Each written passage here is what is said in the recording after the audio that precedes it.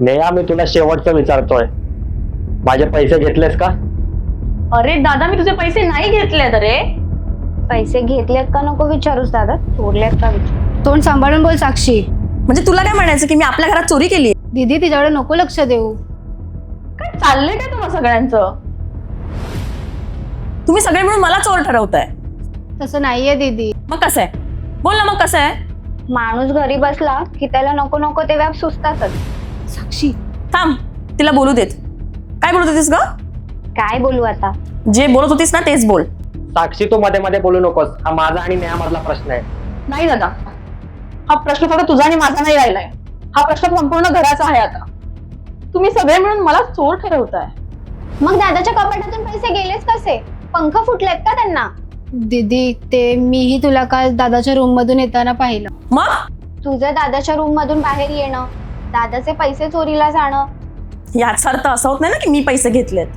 अच्छा, मी 2 महिने घरी आहे, जॉबलेस आहे, म्हणून मी हा व्याप केला असावा असं वाटतंय तर तुम्हाला? वाटायला कशाला पाहिजे, खात्री आहे. साक्षी गप्प बस जरा ना.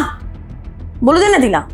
आज कळू दे तरी मला, माझी सख्खी बाई माझ्यावर किती विश्वास ठेवते. ती लहानपणी माझ्याच कंपासमधील पेन चोरणारी आज मला चोर ठरवते का तर मी घरी बसून आहे. लहानपणीची गोष्ट वेगळी आहे. तुझा व्याप किती वाढलाय ग? महागडे महागडे कपडे घालतेस, महागडे मेकअप प्रोडक्ट वापरतेस.